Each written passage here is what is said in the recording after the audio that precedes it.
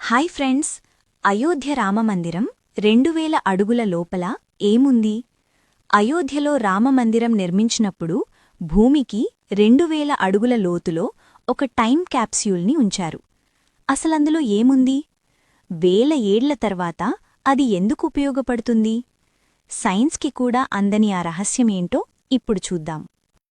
రామమందిరం క్రింద 2000 అడుగుల లోతులో టైం క్యాప్సూల్. టైం క్యాప్స్యూల్ అంటే ఏమిటి? ఇది రాబోయే తరాల కోసం చరిత్రను భద్రపరిచే ఒక పరికరం. భవిష్యత్తులో ఏదైనా విపత్తు వచ్చి రామాయణ చరిత్ర కనుమరుగైపోతే ఈ క్యాప్స్యూల్ ద్వారా మళ్లీ ఆ చరిత్రను తెలుసుకోవచ్చు. ఏముందందులో?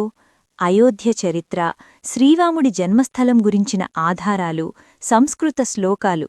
సంస్కృతం ఎందుకంటే తక్కువ పదాలలో ఎక్కువ సమాచారాన్ని రాయడానికి వీలవుతుంది. ఇవన్నీ ఒక రాగిపాత్రలో పెట్టి అత్యంత భద్రంగా భూమిలో నిక్షిప్తం చేశారు.